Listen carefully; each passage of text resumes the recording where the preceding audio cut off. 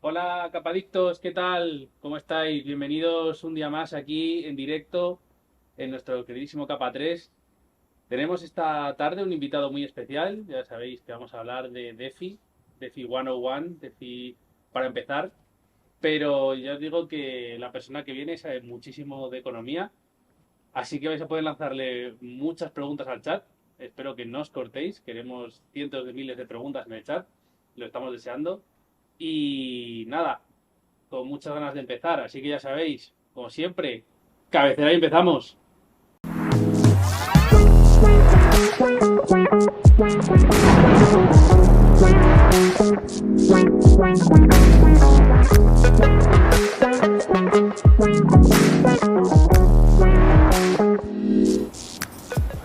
Vale, bueno, chicos, os presento a Carlos Fernández, Hola, queridísimo amigo, ex compañero aquí en la firma, doctor en economía, ahora trabaja en un fondo de inversión, un family office. un family office, perdón.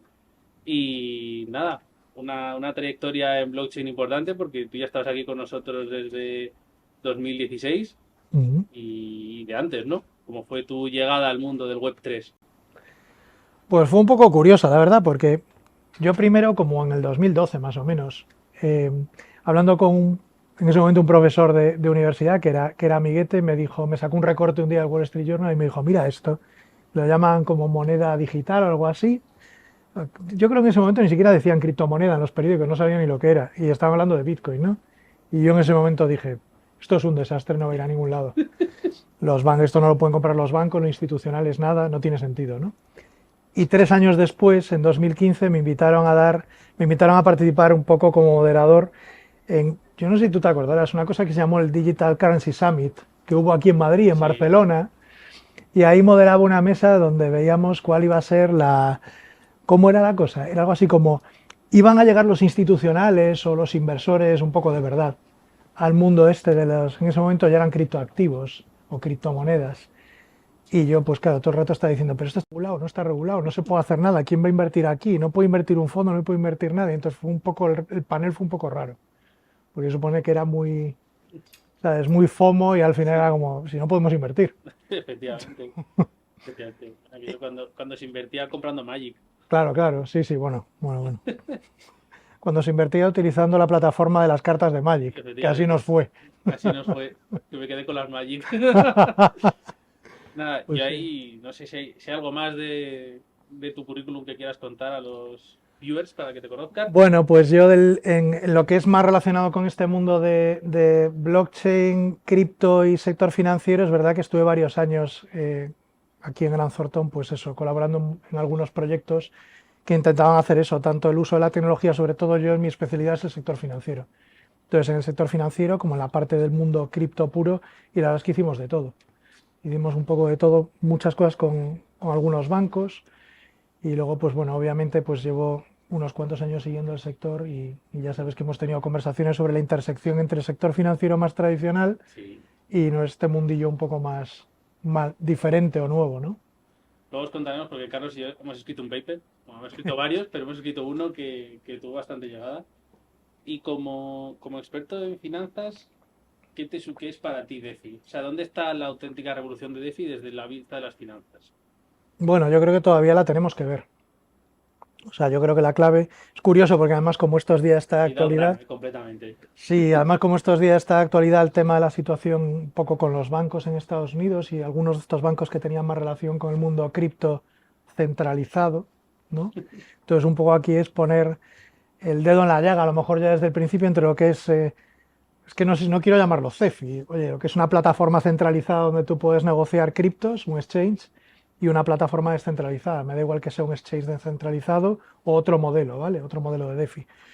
Entonces yo creo que aquí un poco lo que sustituimos es entre agentes que puedan estar regulados, porque ya si no están regulados es el oeste, ¿no? Pero agentes que puedan estar regulados y que esa regulación nos garantice de alguna forma que podamos tener una confianza en esas instituciones, que es lo que pasa con los bancos, las bolsas de valores tradicionales y todo eso, se supone. O opción B, si voy a un modelo descentralizado y la garantía me la pone la tecnología, si es que me fío de que, bueno, de alguna forma la infraestructura que hay o las capas ya más vinculadas a los smart contracts que relacionan las operaciones o incluso el diseño del tokenomics nos sirve o no nos sirve, ¿no? Mm. Entonces, para mí muchas veces es como cambiar seguridad física, bueno, aquí sería seguridad lógica, ¿no? Por seguridad en la regulación. Yo creo que debe darse una combinación de ambas, ¿no? Entonces, DeFi, ¿qué puede aportar? Podría aportar algo más de transparencia, porque es obvio que la información, digamos que todos los agentes podrían acceder, si es que saben acceder, porque otra de las dudas, y si quieres hablamos luego, es quién entiende el front de, no sé, de una aplicación de estas, Sí, aparte de los que sabéis manejarlas, porque yo hablo con alguno de la gente que está más en el sector financiero más tradicional, incluso traders, y les pones un front de estos y dices, ¿esto qué es? sí, No sé ni por dónde empezar. Llama a Íñigo y que me haga sí. los smart contracts, que no entiendo nada, ¿no? Entonces, es un poco eso lo que yo creo que hay que trabajar un poco para que otros agentes puedan entrar. O sea, más transparencia está ok, más seguridad, digamos, desde el lado de la ciberseguridad y la seguridad lógica de esto, frente a la regulación más tradicional, ¿no? Claro, de hecho, hay una cosa muy interesante que yo creo que es el tema, ¿no? De esa confianza en la tecnología. O sea, porque yo creo que lo hablábamos en anteriores programas, ¿no? De que aquí hay un conocimiento muy transversal. Hay mucha gente que sabe muchas cosas aplicadas a Web3 y que tiene sentido, pero ese confiar en la red, yo creo que implica también aprender un poco de tecnología, entender las bases de la tecnología, no igual cómo funciona exactamente, pero sí esas bases yo creo que es importante, ¿no? Sí, lo que pasa es que aquí estamos otra vez en esa eterna discusión entre si yo soy un usuario y lo que quiero, por ejemplo, es operar en un mercado de estos y al final quiero formar parte de un pool porque me genera una rentabilidad o quiero hacer staking, no sé, cualquier cosa. Yo realmente qué quiero? Quiero aprenderme cuáles son los principios básicos que subyacen al modelo y por qué hay un smart contract que tiene una primitiva o no sé qué, o sea, todo ese rollo, es que no me interesa nada. Yo lo que quiero saber como usuario es, esto me da mejor rentabilidad, peor rentabilidad, qué riesgos tengo, ¿no? Mm. Cómo puedo cubrir esos riesgos y cómo funcionar. El intentar aprender de la tecnología yo creo que es muy sano y que a todos nos viene muy bien, pero es como cuando a un usuario de Google le pides intentar entender cómo funcionan las capas de Internet. Ya, es que a Efectivamente. mí no me interesa. Claro, pero se O hace sea, importante, ¿no? es que al final te encuentras con esa paradoja de, pero entonces yo mismo me gestiono todo y tengo que aprender como lo de, si no es mi monedero, si no son mis claves, no es mi dinero, ¿no? Claro, es que Es yo lo digo duro. mucho, es con Web3 Internet se ha hecho mayor, porque Ya. con Web2 todo tenías a papi Google, papi Facebook, no, yo te cuido todo, te lo protejo, y ahora es, oye, no, esto es tuyo, tienes toda la libertad del mundo, pero la responsabilidad si pasa algo también es tuya. Claro, yo creo que ese es un debate más filosófico, ¿no? Y yo creo que la mayor parte de, vamos, si preguntas a la mayor parte de, probablemente no los que nos están viendo, pero la mayor parte de la población en general, preguntas, sales a la calle, no están preparados para gestionar su propio, no están preparados o simplemente no quieren asumir la responsabilidad, cosa Mm. que me parece lógica. O sea, como Sí, yo pierdo mi wallet, no me acuerdo de la que pierdo las palabritas, no sé, o sea, me vuelvo loco. sí. Entonces, y nosotros conocemos la tecnología y sabemos cómo funciona, y sabemos incluso cómo funciona un wallet multifirma, sabemos trabajar a nivel institucional con esto, pero tú pídele a alguien un poco que es que es que no lo necesita. Yo creo Claro, que la pregunta es, ¿lo eso es verdad. necesita? ¿Tiene que aprenderse todo eso? Más allá de que, oye, si le interesa, guay. Es como quiero aprender cómo funciona, no sé. Quiero aprender criptografía, porque Mm. quiero saber realmente algo en profundidad, pero Pero sí que un poco, o sea, eso, no sé cómo decirlo, entorpecería la descentralización en cierta medida, ¿no? Pienso, es un pensamiento. Porque si lo pones tan fácil que lo que haces es que la gente sencillamente tenga una aplicación donde ya hay alguien que te protege todo, al final esa aplicación centraliza.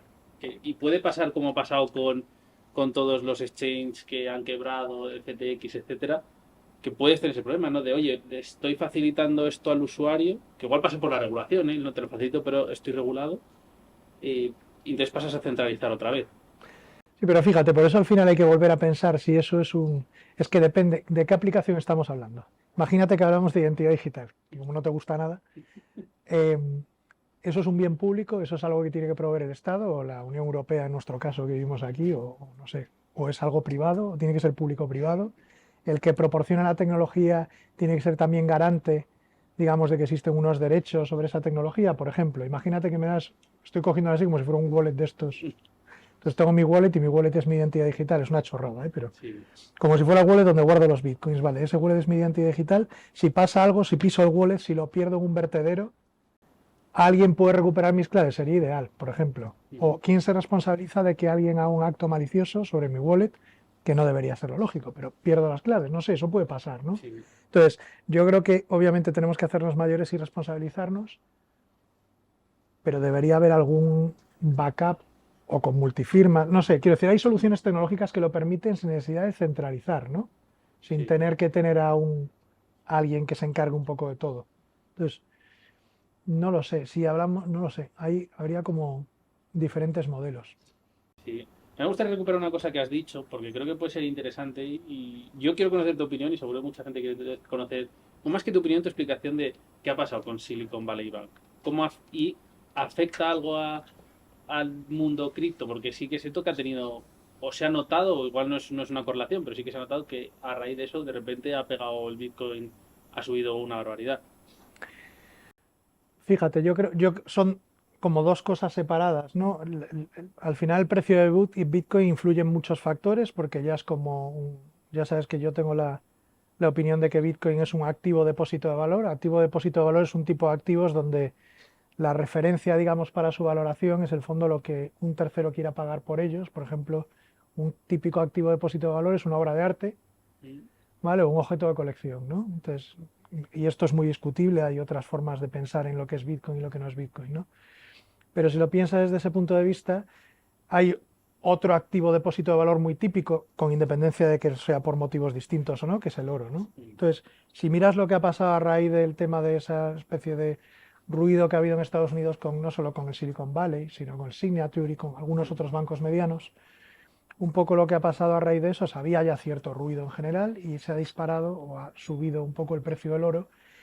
Bitcoin ya venía una trayectoria buena este año, sí, es obvio, pero también digamos que ha tenido un rally, ¿no? Entonces, yo creo que ahí, si quieres, puedes pensar si Bitcoin se relaciona más como activo por ejemplo, con lo que hagan las empresas de tecnología, que es lo que pasaba el año pasado, se parecía más a lo que hacía el Nasdaq, que es el sí, índice de empresas tecnológicas que estaba cayendo como un loco, o se parece más a lo que haga el precio del oro en el sentido de que es un sustitutivo, ¿no? Es el típico activo donde tú te refugias si tienes cierto miedo sobre la estabilidad financiera, o si tienes cierto miedo sobre la inflación, o si tienes cierto miedo sobre una serie de mm, cosas que parece que están pasando, ¿no?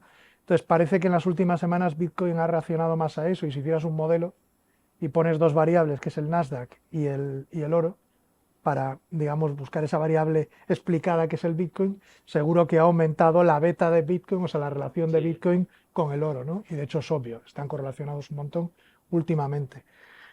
Entonces, yo creo que ahí efectivamente la relación con los bancos un poco es esa. Yo creo que hay mucha gente que ha dicho, no, lo que pasa es que, claro, se ha demostrado una vez más que el sector financiero tradicional pues tiene problemas y entonces nos vamos a ir todos al mundo de las criptos, al mundo Bitcoin y viva las finanzas descentralizadas. Hombre, yo creo que no estamos ahí.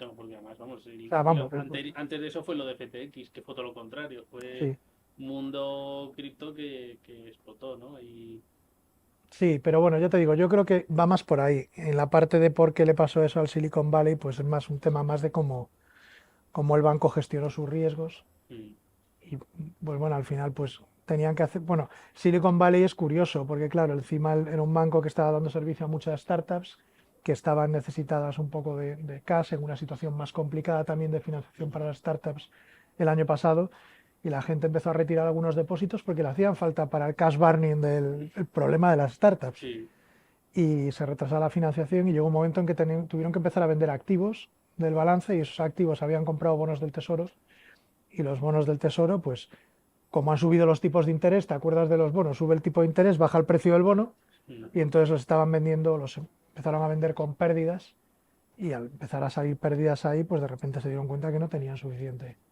claro, capital, ¿no? Y la gente se asustó. Bueno, ya sabes que con los bancos sí, empieza a haber ruido y de repente pues hay que intervenirlos. completamente.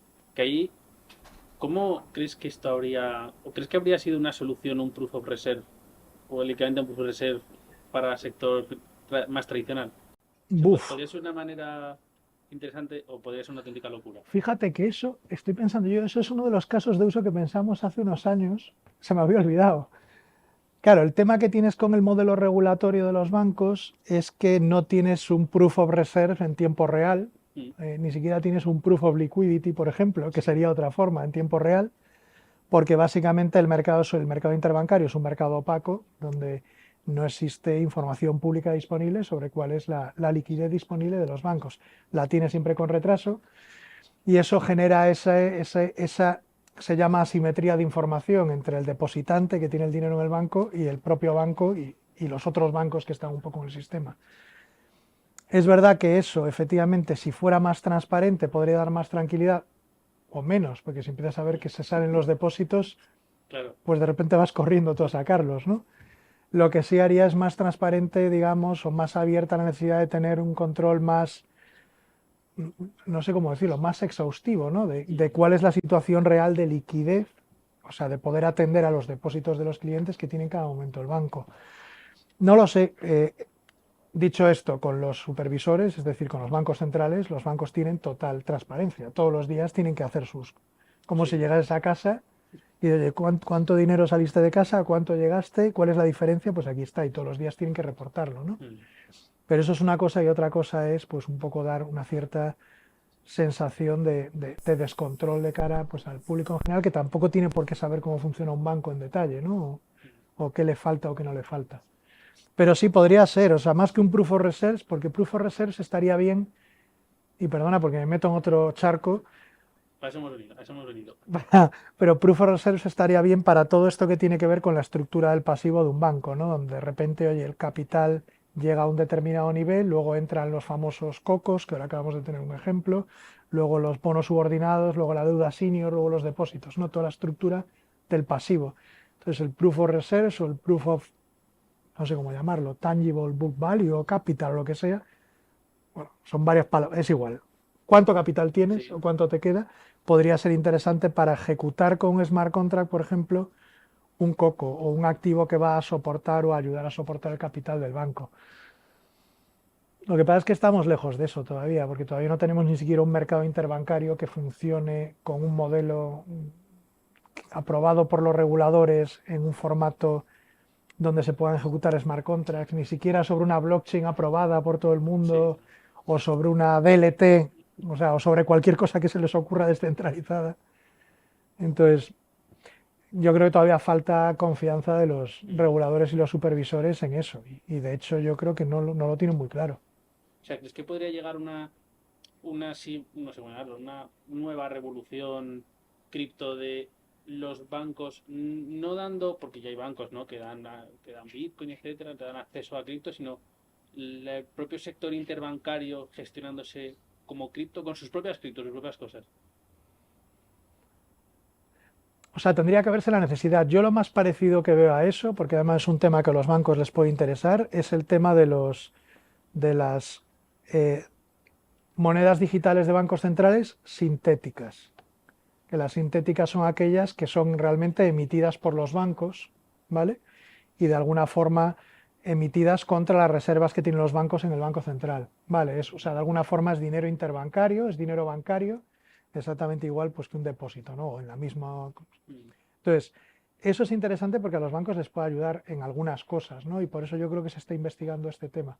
Y hay varias iniciativas en ese sentido que están, oye, sigue investigando. El problema es que los pasos regulatorios que hay que dar son muy lentos, esto no va a la velocidad en nuestro mundillo, o sea, el mundo cripto va a velocidad X y esto va como sí. muchísimo más lento, ¿no? Porque quieren probar muchas cosas, pero ahí sí puede haber interés, pero claro, sería pensando más en esas monedas digitales de Banco Central privadas, ¿no? Y eso abre otro melón que es si podemos desmontar los bancos, partirlos en trozos, separar el activo del pasivo, separar la función de crédito de la función de pagos, o sea, se te abren un montón de cosas Bueno, eso ya que había pueden tener sentido tendencia, o ¿no? no. De que se quería separar lo que es el proveedor de activo de servicios financieros de lo que sea la custodia más, o de la parte más tradicional de la banca.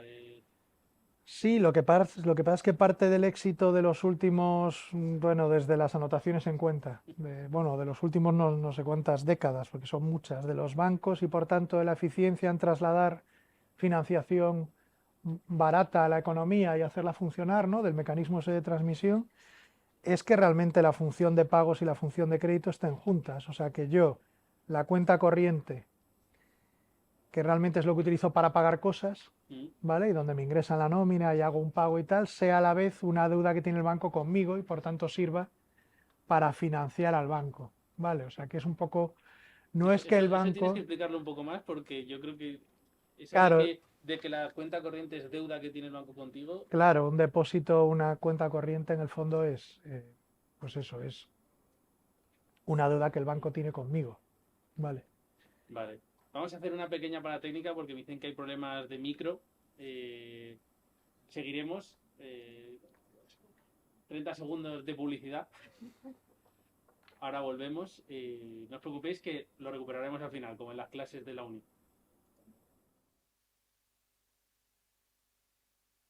Perdonad la parada técnica, gajes del directo, así ya sabéis, demostración de que estamos en directo, esto es un proof of directo. Sí, y sí. no sé dónde nos hayamos quedado. Estábamos, bueno, sí, te había pedido que explicases el concepto de por qué una cuenta corriente es una deuda y que además eso cambia completamente con respecto al cripto, ¿no? Que yo tengo mis criptos y no es una deuda con nadie, es fehacientemente yo tengo eso como Sí, grabado en piedra. otra cosa es lo que valga, ¿no? Sí, Es que ahí bueno, nos... Pues eso yo ahí. tengo un Bitcoin, sí, tengo un Bitcoin. ¿Cuánto vale mi Bitcoin? Bueno, eso no lo sabemos. Depende contra qué, ¿no? Sí. Pero tengo un Bitcoin y es mío y no desaparece. No desaparece. Está, bueno, de hecho no lo tengo yo, no lo tiene mi wallet. Yo siempre señalo wallet, no lo tiene mi wallet. Está en la blockchain y yo lo que tengo son las claves de acceso al monedero que me permiten moverlo, ¿no? O no moverlo. Pero bueno, dicho esto, en el banco al final tú lo que tienes es una cuenta corriente o un depósito, que en el fondo es una deuda que tiene el banco contigo. O para explicarlo de otra forma que todavía es más fácil. Imagínate que mañana pides un crédito para comprarte un coche. Mm, Y entonces vas a tu banco y pides un crédito. Lo que hace el banco es crear un nuevo título financiero que se llama crédito, crédito a Íñigo de 20.000 euros para comprarse un coche. Y eso lo pone en su activo, en el balance de activos donde ponemos, pues eso, nuestras inversiones. mm, ¿Y por qué es una inversión para el banco? Porque es un título que le va a generar una rentabilidad.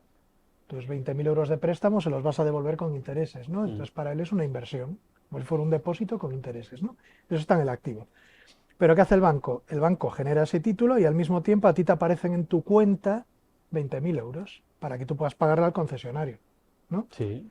Vale, pues esos 20.000 euros que han aparecido en tu cuenta, ¿vale?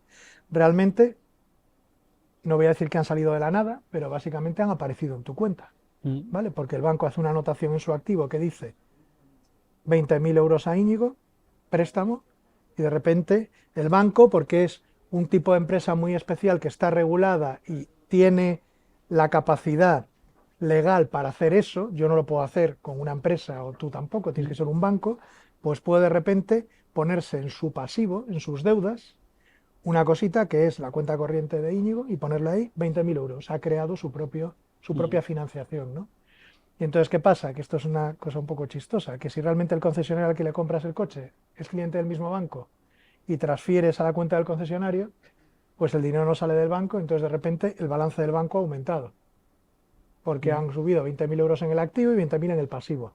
No ha tenido que coger 20.000 euros para prestarlos, que es lo que la gente piensa muchas veces. No, mm, es que voy al banco, ingreso el dinero, entonces el banco lo presta. No, el banco crea un contrato por el que presta dinero y luego se genera el dinero en la cuenta corriente y lo machea, ¿no? mm, Entonces es creación de dinero bancario. Entonces, por eso cuando hablamos de que hay una cuenta corriente, tú cuando miras el balance de un banco, que es un rollo y es muy lioso, es muy complicado, porque está muy regulado y tiene muchas partidas, pero en el pasivo, o sea, en la parte de la financiación, ves las cuentas corrientes y los depósitos. ¿Por mm, qué? Porque es una deuda que el banco tiene, en este caso, con sus clientes.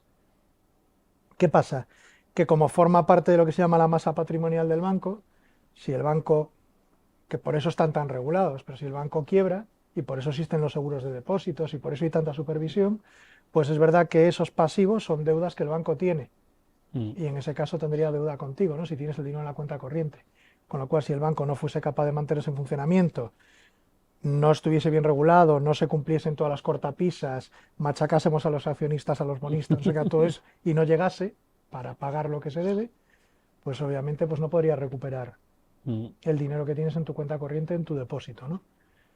Entonces, eso no es custodiar es diferente, custodiar es, oiga, yo tengo, por ejemplo, esto es muy, muy fácil, imagínate que tengo 1.000 euros, pero lo sí. tengo en billetes de 500, dos billetes de 500, ¿vale? Los dos billetes de 500 los meto dentro de un sobre, los pongo en una caja de seguridad de un banco. Esos dos billetes de 500 no forman parte del balance del banco, no está en una cuenta a mi nombre que dice el banco le debe a Carlos 1.000 euros. Están depositados, están custodiados, perdón, por el banco y por tanto es diferente, están fuera del balance del banco. Eso es un poco como funciona cuando te custodian acciones o bonos, está fuera del Mm, balance, ¿vale? O cómo funciona, salvando las distancias, porque no tiene nada que ver, el mundo de Bitcoin. Bitcoin no forma parte del balance, no es un pasivo ni un activo de nadie, nadie emite Bitcoins, ¿vale? mm. Y por eso a veces lo relacionan con el oro, ¿no? El oro tampoco es un pasivo de nadie, no es una deuda de nadie. El oro es pues un trozo de piedra. Vale, pues el Bitcoin es un trozo de piedra digital que está volando en la nube, ¿no? No es un pasivo. Salvo que lo queramos empaquetar y convertirlo en un pasivo, utilizarlo de colateral para crear un pasivo, y entonces hacemos el Ahí viene WAP. la magia. Claro, y ahí hacemos otra cosa.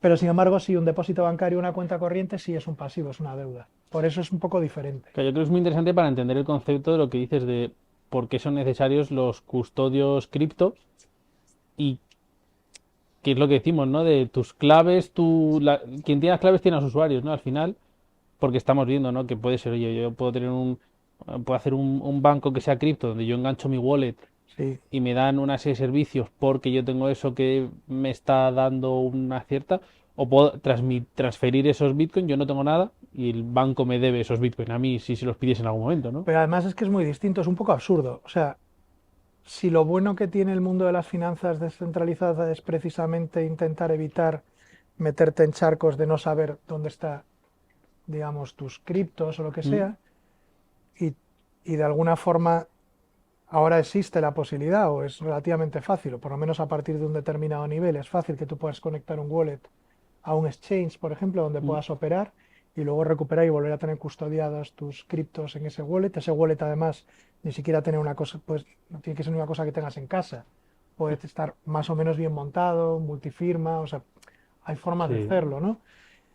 Lo que parece que no tiene mucho sentido, salvo que estés muy seguro, o sea un caso de un exchange regulado o no sea mucho capital, o estés tranquilo porque conoces cómo funciona el exchange, es lo que hacía a veces la gente en algunos exchanges, que era dejar las criptos allí custodiadas, porque no están custodiadas, en el fondo forman parte otra vez, no sabes muy bien. sí, de una Como es un masa, poco opaco, es como la masa de la cuenta de las criptos de, yo qué sé, pon el exchange que quieras, de FTX.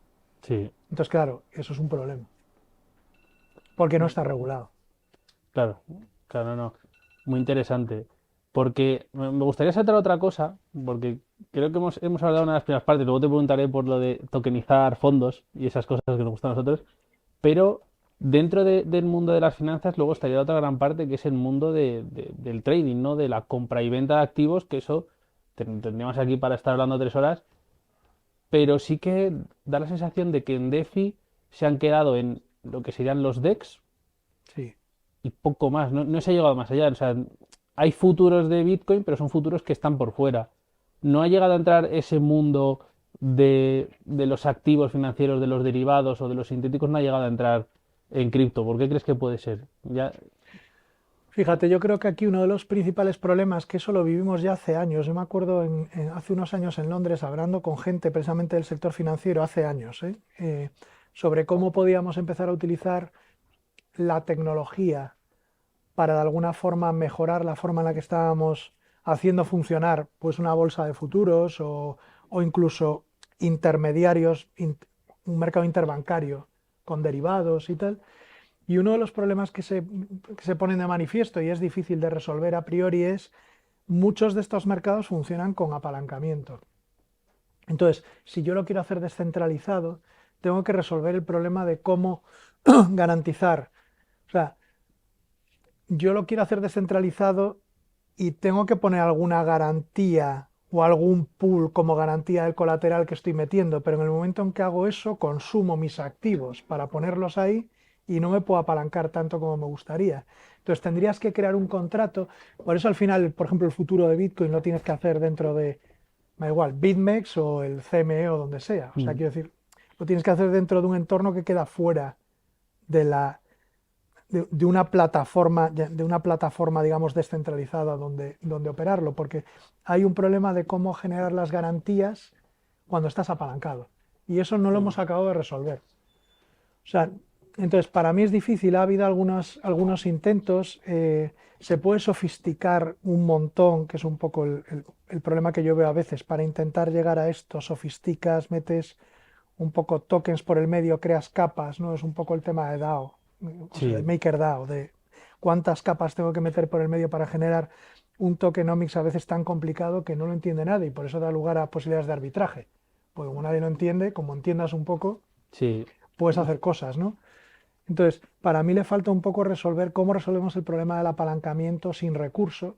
O sea, cómo, claro, en un exchange centralizado es fácil, porque yo lo que digo es, pon estos bitcoins como garantía y en el momento en que tu posición en futuros baje de valor determinado nivel, te ejecuto y fuera. Mm. Pero eso es más difícil, yo creo que es más difícil de resolver en un mercado que funcione solo con smart contracts, porque podrías tener el problema, yo creo, y es una opinión personal, el mismo problema que tienen los modelos, me estoy metiendo en otro charco, de las stablecoins algorítmicas, que Esa es, es una lata bonita de claro, abrir. no, pero que te vas a soluciones de esquina donde de repente, y eso se ha visto en la historia de los modelos un poco de gestión monetaria o de Mm. gestión de inventarios monetarios. Te pueden hacer un corner de marca, o sea, te machacan, te llevan a la esquina, no te fuerzan. Incluso aunque tengas el modelo perfectamente montado para que funcione exponencialmente, según se va acabando la liquidez, tu pool va tirando, pero te van a llevar, ¿no? Entonces, al final resulta tan agresiva la solución que es difícil, ¿no? A mí me cuesta un poco eso, pero me cuesta porque no tengo clara cuál es, Mm. y perdona porque me he puesto un poco aquí teórico, cuál es la solución para esto, pero es un buen punto de investigación, cómo resolver financiación sin recurso en el mundo del apalancamiento para cosas tan tontas como hacer un futuro o una opción o la gestión de un libro de opciones sobre criptos. Bueno, es que yo creo que explicar lo que es una opción es complicado, ¿eh? También. Bueno, la opción es como un seguro al final. Tú te pagas el seguro de tu coche y si te estrellas te pagan el valor del coche. Pues esto es igual. Pagas tu seguro y si pasa una cosa tal, pues te pagan una cantidad. No es como un billete de lotería. Claro, porque ahí lo digo porque creo que hemos abierto una lata bonita y hemos dejado mucha gente con la boca abierta para perder o sea, para recuperar los que hemos perdido seguramente. ¿Cómo explicarías que es un derivado? Porque yo también me pierdo entre futuros y demás, pero digamos que serían todos derivados o... Bueno, al final el instrumento derivado le llaman derivado porque su precio deriva de otro instrumento financiero o activo o lo que sea que se llama subyacente. Entonces, por ejemplo, tú tienes unas acciones, ¿no? Y un futuro sobre esas acciones es un contrato financiero cuyo precio, cuyo valor, cuya variabilidad está vinculada al precio de esa acción, ¿no? O de un índice o del oro. Tú puedes Mm. tener, pues oye, ¿cómo cotiza el oro en el mercado de Londres? Pues hoy sube, mañana baja, y un futuro sobre el oro que es, pues un contrato financiero que está vinculado a la evolución del precio del oro. Mm. Vale. La única, y hay muchos tipos de contratos financieros. Toda la explosión de los contratos financieros derivados se dio en los años 70 y luego 80 y 90 a raíz pues un poco de la explosión del mercado de divisas. El mercado de Europa es una historia muy larga. Pero básicamente pues es la posibilidad de hacer, digamos, soluciones que tienen que ver con especulación, cobertura o gestión de inventarios de activos financieros, que es para lo que vale. Entonces, Mm. siempre que alguien se quiere cubrir tiene que haber un especulador, porque si no es imposible. O sea, alguien tiene que apostar a que va a pasar algo. Por ejemplo, yo no tengo oro, pero creo que el oro va a subir, entonces me compro un futuro del oro, porque poniendo muy poquito de dinero, especulo a que sube, ¿no? No tengo que poner todo lo que cuesta una onza de oro.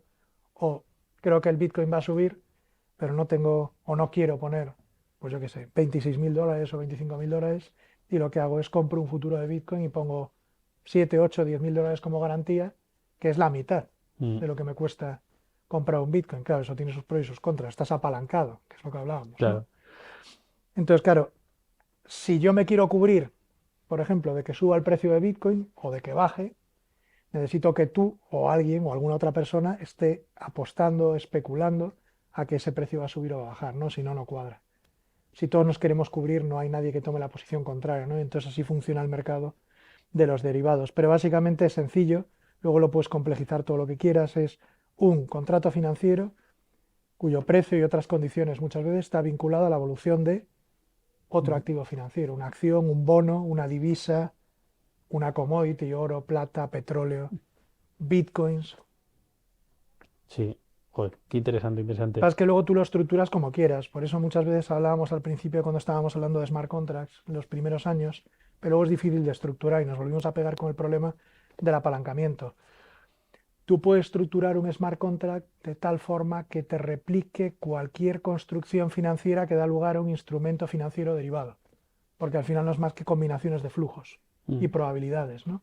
Entonces podrías crear smart contracts a medida para replicar cualquier contrato financiero que existe. El problema no es ese, el problema es cómo resolvemos el tema de confianza, garantías, etcétera, etcétera, de una forma que sea igual de eficiente de como lo es ahora en entornos más centralizados. Sí, O sea, ahí cómo se está resolviendo es un poco que realmente, por lo menos mi experiencia hasta ahora, fin de día es difícil por ahora, porque no escalas, no es suficientemente potente. Intradía, si tú eres capaz de dejar que los bancos, por ejemplo, se reposicionen intradía en la gestión de su inventario de títulos o de lo que de sus carteras, sí les puedes dar valor. Y eso se puede resolver con modelos que sí se basen, digamos, en pasar esos contratos, no sé si tengo que decir una blockchain, pero algún modelo, sí. digamos, que se parezca lo suficiente, Mm. ¿vale? Y que tenga smart contracts. Pero Joder. vamos, eso lo están estudiando en Corda, o sea, quiero decir, hay múltiples, Sí, sabes que hay convenios y acuerdos con algunos bancos centrales que están trabajando esto precisamente para el mercado interbancario de derivados, sobre todo en intradiario, el mercado de el Tri-Party Repo Market en Estados Unidos también lo están trabajando.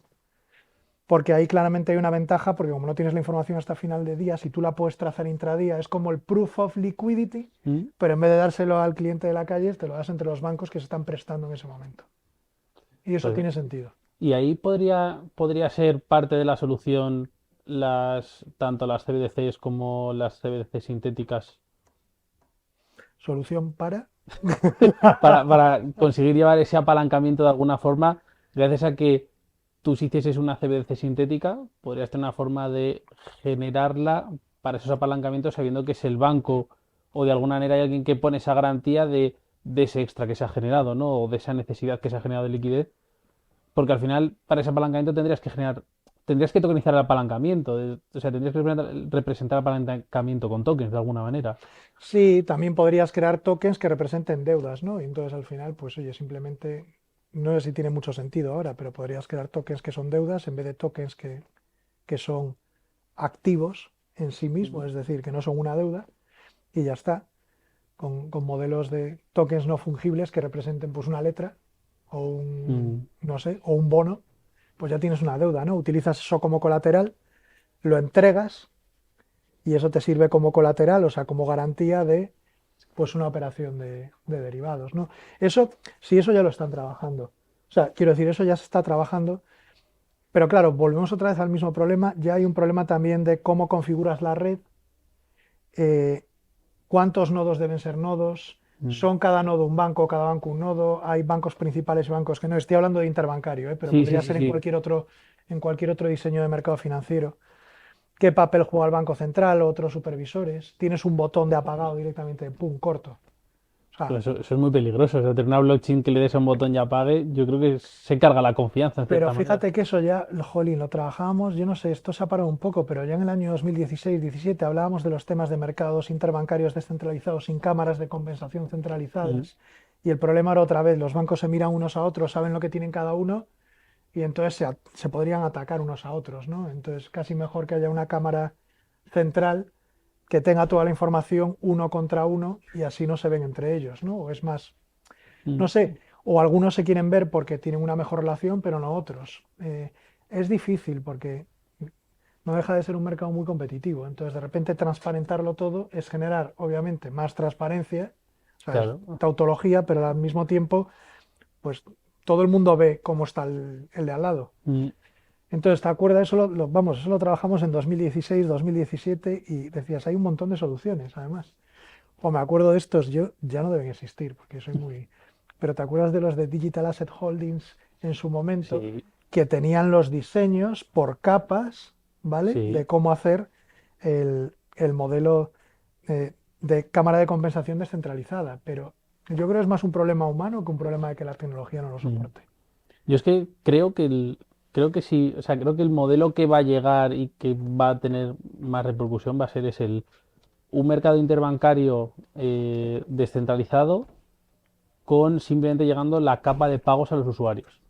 De que tú tengas, o sea, con lo que estoy viendo de CBD, de no, de la estrategia que se sigue con euro digital y más, da esa sensación de tú vas a tener en tu móvil tus euros y vas a pagar con eso, pero realmente la chicha se va a llevar al interbancario. O sea, la gran parte de las cosas van a salir del interbancario porque al usuario lo que le vas a dar es lo que tú dices, un wallet accesible, que no tienes que estar muy preocupado de si lo pierdes y tal, porque recuperas claves y entonces vas a descentralizar los pagos de alguna manera, que ahora mismo yo creo que están centralizados en Visa, Mastercard y American Express, ¿no? Que son los grandes proveedores de pago a día de hoy en retail.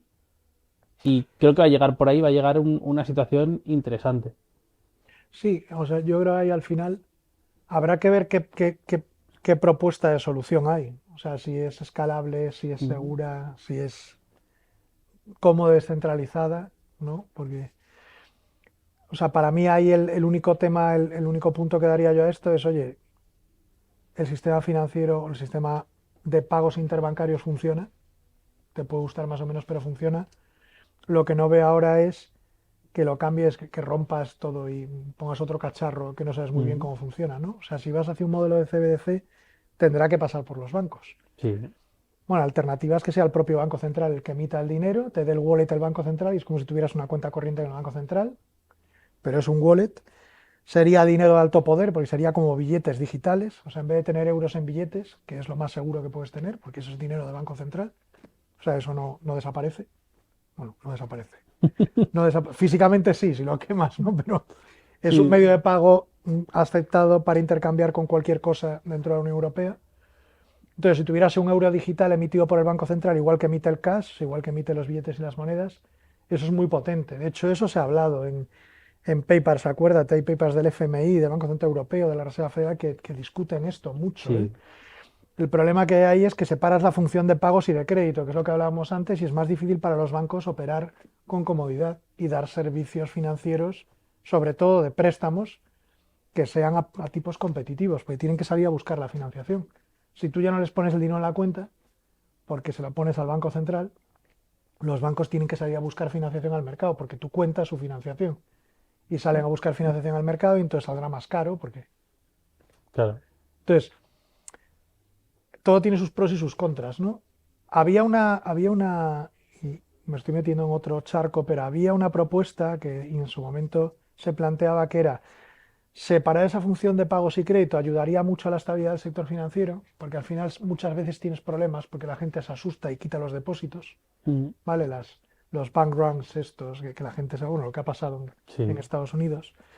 Si eso estuviera separado, no tendrías ese riesgo, tendrías otros riesgos. Por ejemplo, que el banco haga malas inversiones.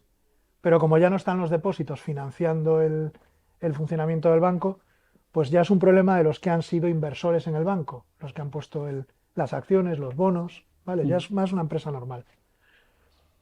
Lo que se planteaba era, oye, ponerlo como en dos capas, separar esas funciones y crear una especie de entidades financieras que solo prestan, como si fuera una entidad de crédito, ¿no? O sea, una entidad se llaman establecimientos financieros de crédito, que es yo te doy un préstamo, pero para financiarme no cojo depósitos.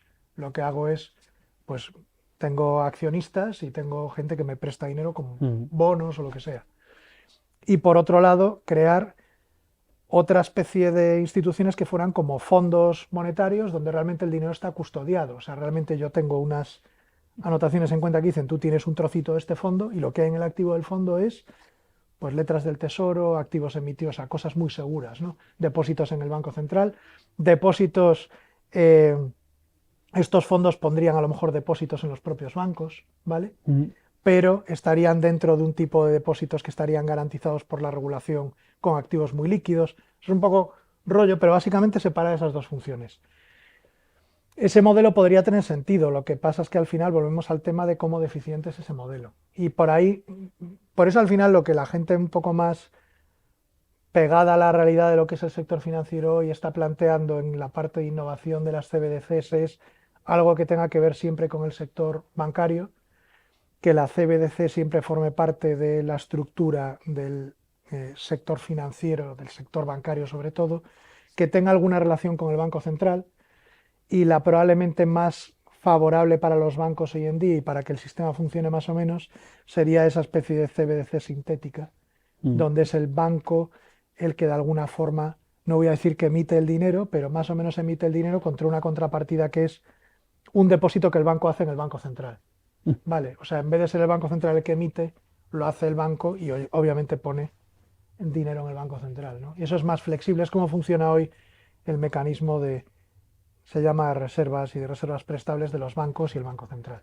Pero bueno, eso es otro rollo. Sí, Básicamente es, si emite el Banco Central y todos usamos los wallets del Banco Central, que es más seguro que cualquier banco, los bancos se quedan sin cuentas corrientes, ¿vale? mm, Y si usamos el modelo este de CBDC sintética, los bancos pueden seguir manteniendo sus cuentas corrientes y funcionar normalmente, ¿no?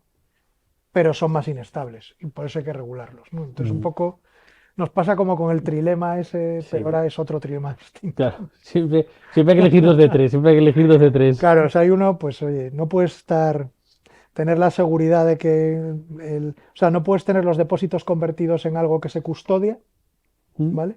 Y al mismo tiempo conseguir financiación barata, o sea, que te den el préstamo para el Sí, coche barato, si no eres tú mismo el que tiene la cuenta en el banco, básicamente. sí. Es muy interesante. Voy a cambiar un poco el paso y voy a volver a... que hemos estado hablando de cosas muy interesantes, de las bases del mundo financiero, y creo que eso nos deja un camino muy abierto a hablar de DeFi. A hablar de DeFi, porque has dicho antes, y para aprovechar para enganchar, que ahora el Bitcoin está siendo el patrón de oro de reserva de valor, de la gente se está refugiando en Bitcoin.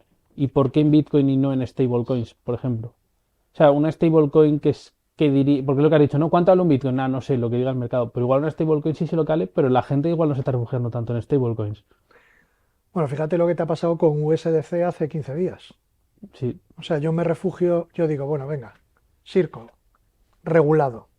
Funciona como, no me acuerdo cómo se llama exactamente la regulación, pero como empresa que puede emitir dinero electrónico en Estados Mm. Unidos, ¿vale? Y que emite unos tokens de una cosa que se llama USDC, que están supervisados y regulados y que además tiene una prueba de reservas y las tiene en un banco o en varios bancos. Y uno de los bancos es, casualmente, uno de estos bancos.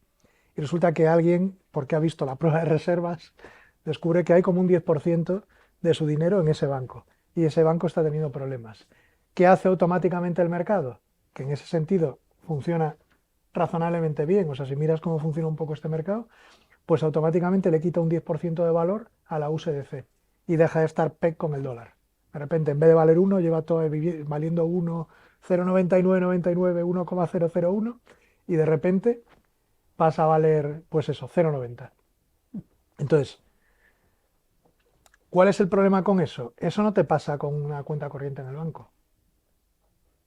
¿A ti te pasa que de repente empieza a haber algo de miedo, yo qué sé, con un banco y la cuenta y el dinero que tienes en la cuenta corriente empieza a valer, tenías 1000 y de repente vale 900? ¡Joder! Vale No, claro, claro. 900. No, no pasa. ¿Por qué? Porque el dinero legal, no me voy a empezar a meter con si es fiat fiduciario porque son cosas distintas y además no todo, pero vamos, el dinero que tú tienes en la cuenta corriente, como en principio está regulado y supervisado y hasta que el banco no te lo pueda devolver porque es una deuda, vale lo que vale a la par, a nominal, o sea, si tú tienes en la cuenta corriente 1000 es 1000, no es 900 porque creo que el banco vale menos, Sí. ¿vale? Ese dinero vale 1000 hasta que se demuestre lo contrario y tú puedes sacar los 1000, ¿vale? Mm, Es un dinero, es un tipo de dinero que se llama no sensible a la información. Vale, es un mm, activo no sensible a la información. Cambia la información sobre ese activo, pero no cambia su precio. Un billete de 500 es un activo no sensible a la información. Vale, sí, ese billete de 500 vale 500. sí. Podrán cambiar los precios de las cosas, porque eso es un tema que tiene que ver con la evolución de la economía. Podrán cambiar pero ese billete de 500 vale 500, no vale 450, vale 500. 500. Valgan esos 500 lo que valgan, ¿vale? Mm. Vale. Con un depósito me pasa lo mismo. Con una USDC el problema es que tengo una cosa que llamamos stablecoins, ¿vale? Que supone que están peg, en este caso al dólar, que son las más típicas, pero en cuanto hay algo de ruido resulta que hay un depeg. Sí. Y ese depeg se mantuvo. Se mantuvo hasta que alguien salió y dijo, no os preocupéis, los depósitos que tenéis en este banco están garantizados porque la Reserva Federal y el gobierno de Estados Unidos ha decidido garantizar todos los depósitos y dar una facilidad de crédito a los bancos para que no haya problema con los depositantes y todo el mundo esté tranquilo. Pero si no, esa USDC de repente donde valía 100 empezó a valer 90 y había mercado a 90. Es decir, tú podías intercambiar USDC a 90. De hecho, si alguien tenía la capacidad para inferir que no iban a dejar caer alguno de esos bancos o que si los dejaban caer a los depositantes los iban a proteger por el riesgo que suponía para el sistema, pudo comprar USDC a 90 o a 0,9, ¿vale? Y en 3 días tenerlo otra vez a 100 Sí, y ganar un 10%. un arbitraje temporal de alguna manera, ¿no? Bueno, es especulación, no Sí, sí. arbitraje. Pero por decirlo Podría bonito. podría haberse ido a 80 o a Sí. 70, ¿no? Pero sí, es un planteamiento. Entonces, claro, es sensible a la información. Esa stablecoin, nadie me garantiza que yo la pueda sacar, digamos, a ese valor. ¿Cuál es el problema ahí? Que realmente es sensible a la información, ¿en qué sentido? Que esto te lo meto como para el debate, ¿eh? Ujú. Es sensible a la información porque esa stablecoin realmente la medimos en términos de otra unidad de valor. No la medimos USDC, no es USDC unidad de valor y yo pienso en USDCs. Porque si no me daría igual que valga 0,9 dólares o 1,1 dólares. Mm. Son 1000 USDCs. Sí. Imagina, yo tengo 1000 USDCs, pero valen 900 dólares o 1000, dependiendo si nos queremos lo del Proof of Reserves este. Entonces, si yo valorase todo, si mi unidad de cuenta, que es como se llama, si mi forma de medir el valor fuese en USDCs y fuese además un medio de pago aceptado, a mí me daría igual cuál fuera la relación entre USDC y el dólar. Me daría igual. Me preocuparía o no me preocuparía, pero yo me mido en USDCs. Sí. Y te pongo un ejemplo. El dólar y el euro pueden variar entre ellos. ¿Vale? Con lo Sí. cual, si yo mido el dólar en euros y el euro se aprecia, el dólar vale menos, que es otra batalla. Pero Ujú. básicamente, ¿cuál es el problema? Que USDC no lo estamos utilizando como unidad de cuenta, como aquella, pues aquel elemento en el que intentamos contabilizar las cosas o medir lo que cuesta una cosa, lo medimos en dólares. Intentamos que sea un activo, realmente no es un stablecoin. Un stablecoin es un billete de 500. Claro. Eso es un stablecoin. Sí. Ese es estable Vale, a eso toda es un costa. stablecoin, son 500 euros, te pongas como te pongas. Mm. ¿Vale? Un stablecoin es un activo, un criptoactivo, que está pegado por algún mecanismo, que hay varios, pero por algún mecanismo, garantiza Pepito. O alguien se ha inventado un método algorítmico para volver a devolverlo a uno. O, o creemos en Tether, ¿sabes? O sea, por algún motivo se pega, en este caso al dólar, ¿no? Y en cuanto se despega, se supone que se va a volver a pegar por alguno de estos mecanismos. Mm. Pero realmente no es un dólar. Sí, es algo que parece un dólar, ¿no? Es algo, sí, que se comporta como un dólar cuando no nos asustamos. Sí. Joder, qué interesante, interesante. Y luego por ya hacerte ya una última pregunta, porque, o sea, creo que hemos hablado de las dos primeras grandes aplicaciones de DeFi que hubo, que yo creo que la primera aplicación de DeFi que hubo fue Bitcoin. Claro. Luego las otras grandes que vinieron detrás, que fueron las stablecoins, aparte de smart contracts, tokenización, pero yo creo que son otro tipo de herramientas. ¿Y qué piensas de los instant swaps? Que yo creo que es otro de los protocolos DeFi interesantes. O sea, estarían instant swaps y liquidity pools. Te dejo elegir. Pues a ver, O yo sea, con los flash loans, swaps, perdón. sí, sí, Flash bueno, loans, sí, sí, sí, perdón. con los flash loans es igual, con los swaps, el problema que le veo, o sea, el problema no es un problema o una ventaja, yo creo que está muy bien para probar un poco o analizar estrategias de trading, gente que le gusta meterse y tal. El problema que le veo es que básicamente estás utilizando un poco no quiero decir, es que no quiero usar esa palabra, estás utilizando, digamos, una especie de loop en el mercado para meter una operación dentro de un bloque sacando algo para intentar hacer una operación en otro sitio y que cuele dentro de ese bloque, ¿no? Entonces estás haciendo algo un poco que se parece al arbitraje, pero se parece más bien a una cosa que en mercados financieros se llama front running, que es meter tu orden antes que el otro. Y eso en mercados financieros tradicionales es ilegal. Sí, O sea, quiero decir, es un delito. Entonces, aquí ¿qué estás haciendo? Realmente no estás haciendo exactamente front running, pero lo que estás diciendo es voy a meter en un bloque, por ejemplo, en un bloque y corrígeme, en un bloque de Ethereum, voy a meter una operación, pero voy a sacar el otro token del medio, lo voy a operar en un exchange y si me lo devuelven, guay, si no me lo devuelven, simplemente no se ha cerrado ese bloque con mi operación porque no lo he devuelto a tiempo. sí. A mí me parece un poco, o sea, está muy bien para probar estrategias de arbitraje, se puede ganar mucho dinero, pero es un poco Es borderline. que es una de las herramientas de apalancamiento así, Bueno, porque no pones el dinero. claro. No pones el dinero y no se cierra el bloque, ¿no? Pero yo creo que eso con el tiempo debe desaparecer. Y además es que estás jugando a una cosa que te puedes quedar pillado y es más un problema tecnológico y no un problema financiero, que a veces yo creo que un poco que es que te funcione el mecanismo bien y que no te equivoques en la cadena de smart, porque claro, al principio de los flash loans era muy fácil porque como nadie sabía, pues con una cosa muy sencillita y dos smart contracts ibas y volvías, ¿no? Y siempre lo explicamos como metemos en el bloque la operación, me voy al DEX, vuelvo, y si entra la operación, guay, y si no, no pasa nada, ¿no? Mm, Pero ahora eso ya no se hace. Entonces ahora requiere estructuras más complicadas, o sea, tienes que dar una vuelta más larga. ¿Qué es lo que pasa en el mercado financiero? Cuando se empieza a sofisticar, las operaciones más sencillas se arbitran y desaparece el beneficio extra que podrías obtener y te vas a hacerlo más sofisticado, más complicado. Y al final, cuando empiezas a hacerlo más sofisticado y más complicado, se rompen cosas. sí. Y entonces empiezas a tener la cadena de smart contracts que por el camino ha pasado algo. Y vuelva o no vuelve, ya no es un problema de que en el bloque se cierre o no se cierre con o sin eso, sino que dependes de otras cosas donde te puedes quedar pillado o puedes tener un problema de diseño del smart contract. Que bueno, eso ya como lo hemos hablado, Sí. es diferente y es un problema tecnológico, Mm. de diseño, vamos, de desarrollo. Voy a aprovechar para lanzarte las preguntas del público. Y la primera es, ¿qué opináis de la tokenización de depósitos? Mira, que lo hemos dejado ahí en el tintero, lo de tokenizar depósitos, que ya hablamos de esto en su día para conseguir Sí, hacer dinero y money de este basado en tokenización sí, de depósitos.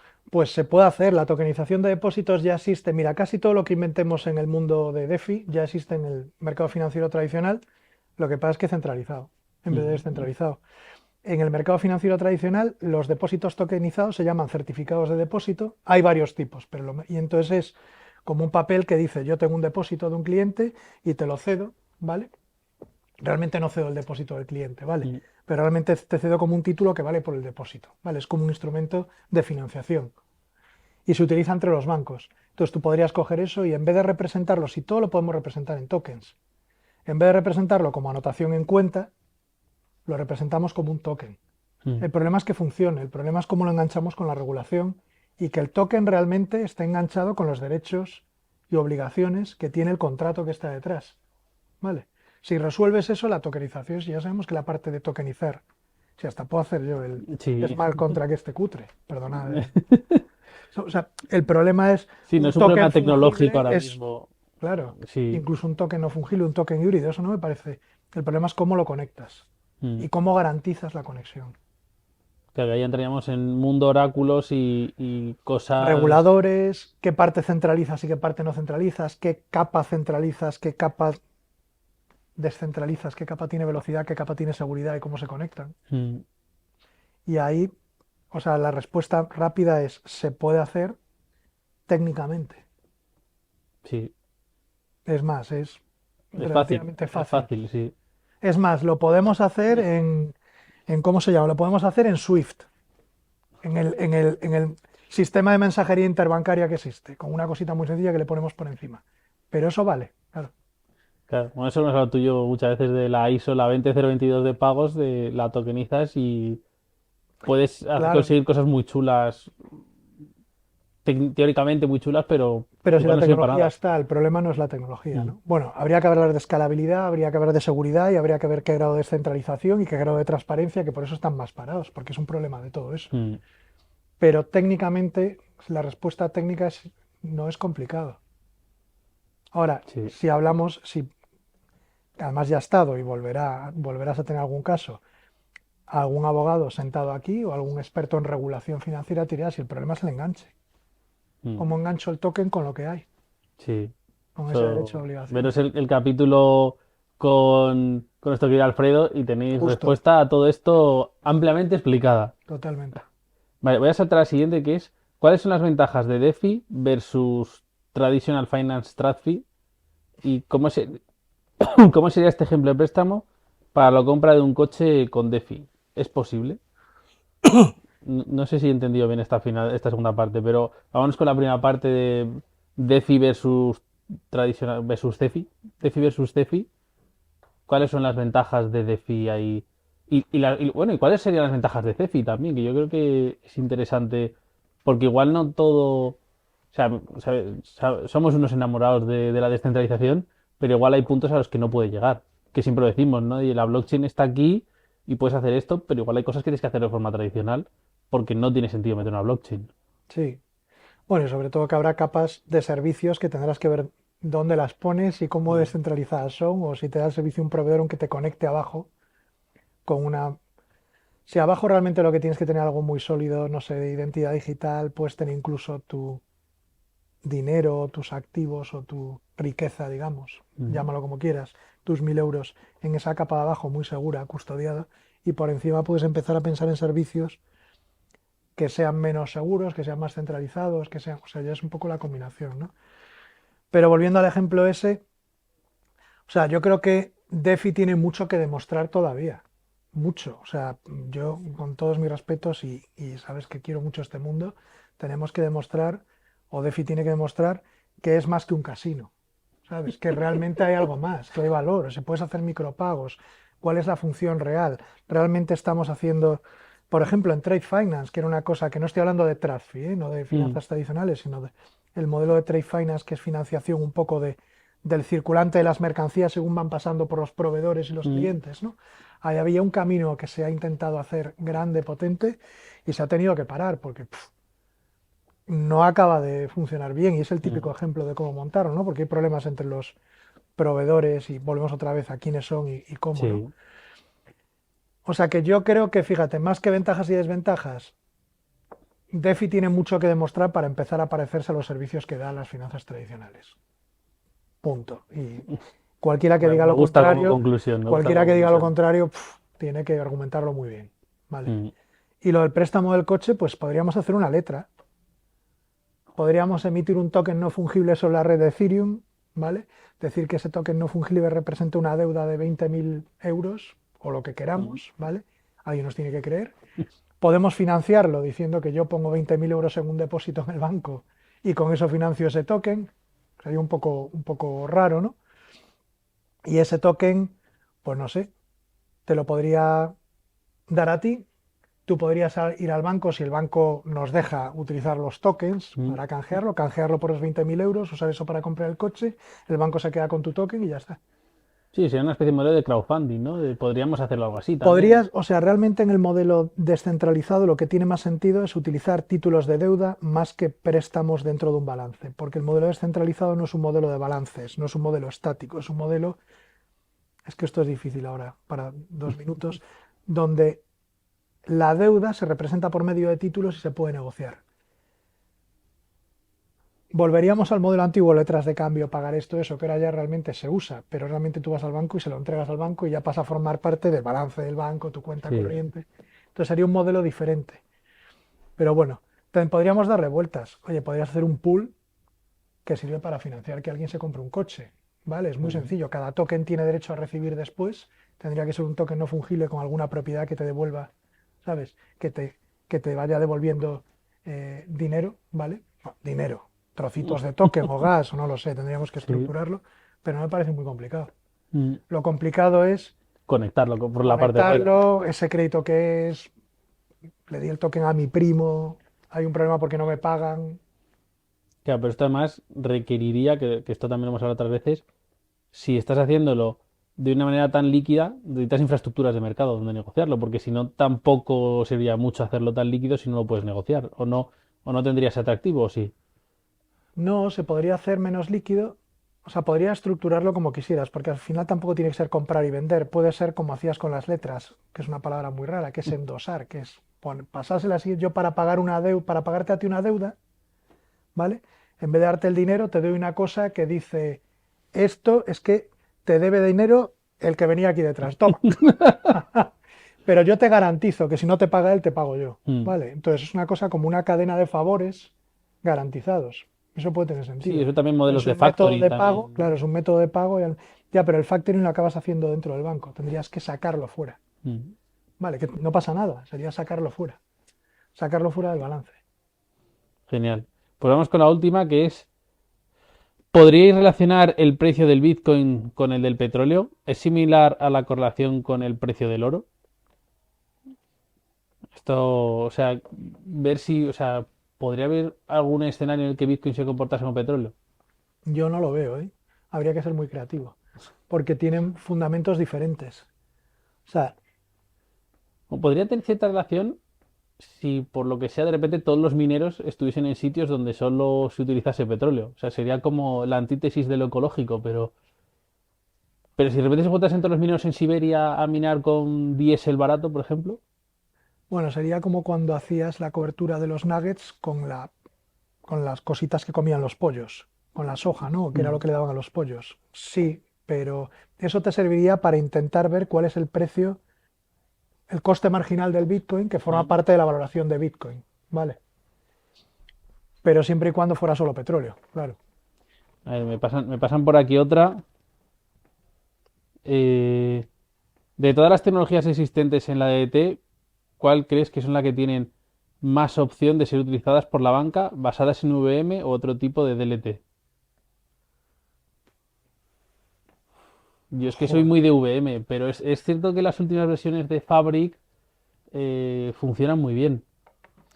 ¿Sabes lo que pasa? Que yo creo que la banca lo que requiere es, o sea, la tecnología, o sea, ahora puedes tener alguna tecnología más interesante. El gran problema que veo yo es que haya suficiente número de desarrolladores y conocimiento dentro de la banca para decir, esto lo conozco, no Sí. viene Íñigo a contármelo y por tanto lo puedo utilizar. Entonces yo creo que van a primar lo conocido y probablemente lo respaldado, claro.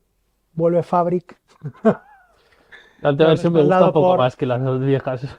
por un poco proveedores que te dan cierta confianza, ¿no? Yo creo que no es tanto un problema de cuál es el mecanismo más eficiente y más escalable ahora o el que mejor solución te da, porque eso tiene nombres, ¿vale? Mm. Sino dónde hay más desarrolladores y más confort, porque ahora mismo todavía no están al nivel, yo creo, todavía no están al nivel de poner en producción algo serio para el mercado interbancario a tope, ¿vale? Yo ahí le daría una vuelta y es, ¿crees que va a ser red pública o vamos a salir del modelo de red pública y nos vamos a ir a permisionada para ese tema de escalabilidad y seguridad que se pueda alcanzar? O sea, las redes públicas van a seguir ahí, yo estoy convencido que van a seguir ahí, pero estos modelos interbancarios, estos modelos bancarios más de llegar al ciudadano bajo esta regulación, es probable que entren por ser redes permisionadas donde hay un supervisor, una regulación. Es que tiene que ser, porque si no, no te van a dejar. O sea, quiero decir, ninguna institución supervisada o regulada puede operar en una red pública sin supervisión, salvo que sea con su propio capital y de forma muy especulativa, Mm. pues si cogís el dinero y lo tirase, ¿no? Eso, vale. Pero no puede, entonces tendría que pasar por ahí.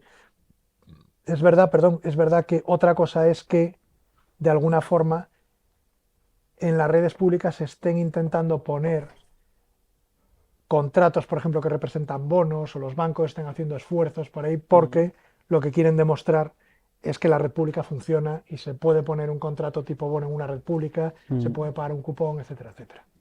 Y ya la última y cerramos. ¿Crees que veremos un Wrapped Bitcoin y un Wrapped Ethereum en estas redes permisionadas? Es decir, que salga todo, o sea, que estén en las redes, sean ese respaldo y de repente todo el movimiento se vaya a estas redes más supervisadas, pero porque se ha hecho un Wrapped, se ha hecho aquí un depósito y se han llevado esos tokens a estas redes más supervisadas donde se puede operar y entonces vas a tener Bitcoin de, no sé, de curso legal, por decirlo de alguna manera. Sí, podría ser como cuando en su momento se utilizó todo el oro para guardarlo en cámaras de seguridad y emitir notas sobre ese oro. Y fueron los billetes, ¿no? Entonces, Sí, como es la rueda otra vez, ¿no? entonces ahora pones los bitcoins y encima de los bitcoins que generas el wrapped bitcoin, que al final es como una nota, pero en vez de ser o un billete o luego una anotación en cuenta, pues ahora es un token. Bueno, y ya si empezamos a hablar de cuando puedes traer el círculo del apalancamiento, del wrapped, intentar volver por otro lado, ya... O sea, la diferencia es que se supone que en el wrapped, si lo haces bien, no debería haber más wrapped Bitcoin que Bitcoin. La teoría es bonita. No, yo creo que de momento se cumple, Todavía no le hemos encontrado agujero por ahí. Claro, porque si no... Así que nada. Bueno, Carlos, muchísimas gracias por estar aquí. A vosotros, muchas gracias por estar aquí este rato con nosotros. Espero que os haya gustado, que lo hayáis disfrutado. Y nos vemos, esta vez no va a ser en 15 días, que cae la Semana Santa por en medio. Nos veremos en 3 semanas. Os esperaremos aquí con otro invitado muy especial, igual de interesante. Y nada, que paséis una feliz Semana Santa. Nos vemos.